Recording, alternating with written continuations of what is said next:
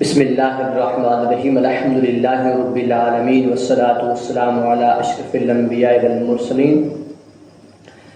ہر ایک انسان کے اندر کچھ سوالات دوڑتے ہیں، ان تمام سوالات میں سے ایک خاص سوال جو یہ ہے کہ اللہ تعالیٰ کو کس نے پیدا کیا۔ دیکھیں الحمدللہ علماء اکرام بیان فرماتے رہتے ہیں کہ جب یہ انسان کے ذہن میں آ جائے تو وہ اللہ تعالیٰ سے پناہ مانگے شیطان مردود کی، اور یہ کہ آمنت باللہ ورسولہ، میں ایمان لاتا ہوں اللہ تعالیٰ اور اس کے رسول پر، اس طرح کے جو وسوسے آ جائیں تو پھر بندہ توبہ کرے اور لا حول ولا قوت الا باللہ العلی العظیم پڑھے۔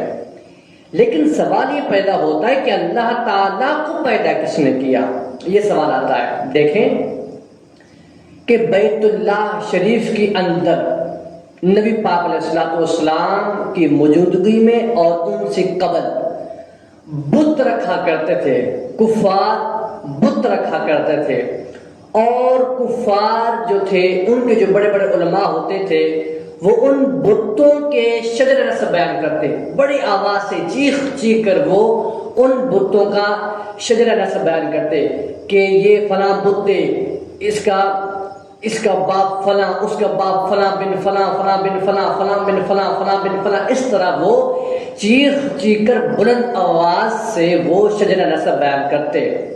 لیکن جو یہودی تھے وہ بتوں کو نہیں مانتے تھے، وہ تو اللہ تعالیٰ کو مانتے کہ ہم جس رب کو مانتے ہیں اس کا کوئی شجر نسب نہیں، وہ کسی سے پیدا نہیں ہوا، وہ ایک ہے۔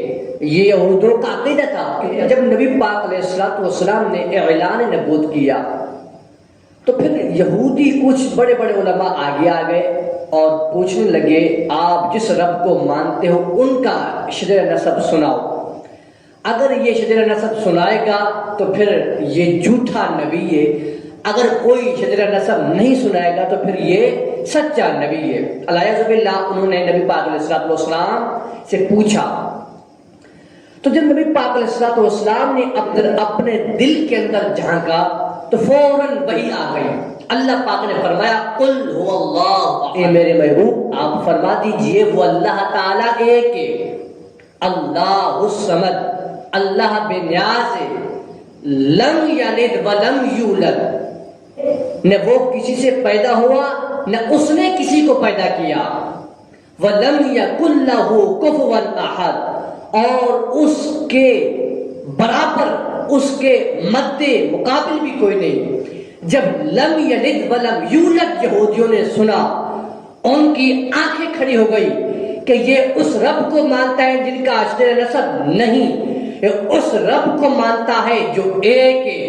تو ان میں سے کچھ یہودی جو تھے وہ نبی پاک علیہ السلام پر ایمان لائے، جن کی تقدیر میں، جن کی مقدر میں رب نے ایمان رکھا تھا وہ ایمان لائے، اور جن کے مقدر میں رب نے ایمان نہ رکھا تھا وہ پھر کوئی اور سوالات ڈھونڈتے ڈھونڈتے وہ رہ گئے۔